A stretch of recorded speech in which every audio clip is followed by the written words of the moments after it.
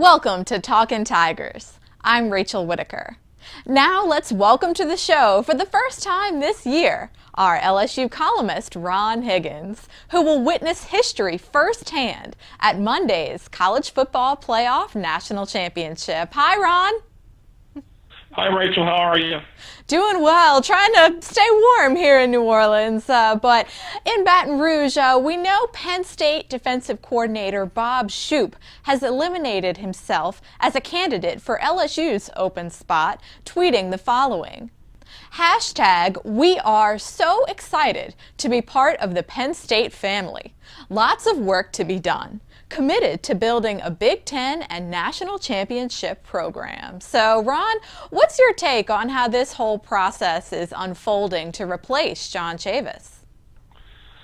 Well, I'm sure Bob felt some loyalty toward James Franklin, who brought him from Vanderbilt, and also, I think Bob probably forgot to put on their hashtag cash in. I'm sure he got a raise out of this. But the process, the problem is that John Chavis, I guess, so late in this game decided to change jobs on LSU that it's kind of left LSU kind of hanging, and Les has been kind of scrambling. He's looked at all different places for a coordinator. He looked at Shoop. He looked at Manny Diaz, who went back to Mississippi State. He'd been there before. He was at Louisiana Tech, then Texas before that, and then State before that. So he's kind of scrambling around. He looked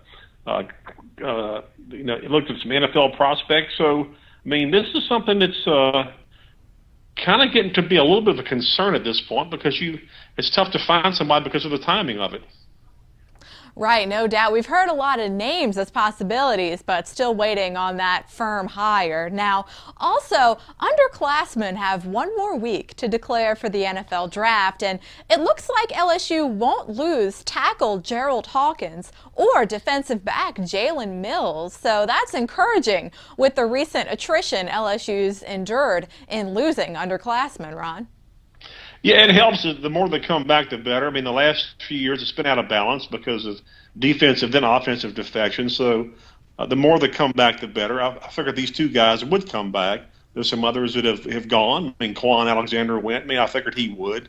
So I figure the more they come back, the better. LSU's defense, whoever it's coached by, should be pretty good next year because they played a lot of young players this year and actually a lot of young players in the last 2 years and have improved quite a bit. So we'll see what happens when everybody comes back. Right. Quan Alexander, of course, leading the Tigers in tackles this past season. But Hawkins on the offensive line, he may move to left tackle with the graduation of La'el Collins, who himself is a projected late first-round pick. So we'll talk a lot more about that. Now, okay, Ron, real quick, Oregon or Ohio State Monday night? Ooh, it's a tough one. I think it's Oregon's year. I just want to look at the speed they have, particularly quarterback and overall speed. Oregon's been chasing this thing for a long time. They've come close. I saw Auburn beat them in the BCS National Championship game a few years ago. I think this is a better prepared Oregon team. They have more speed all over the place, including on both sides of the ball on the line, which is always where there was separation between the SEC and the rest of the college football world. So I'm going to take Oregon in this, but I'm not discounting Ohio State because Urban Meyer has done an incredible coaching job with his quarterback situation this year with all the injuries. Right. It was great to see for the Buckeyes to have Cardale Jones. He exceeded some expectations. Started off a little rough, but again, I'm really looking forward to this matchup. I do agree with you, though. I think Oregon will come out on top in Dallas, but it should be a great game. Well, Ron, enjoy it, and thanks a lot for the time. I will. Thanks, Rachel. And I'll be back on Monday, everybody, so have a great weekend.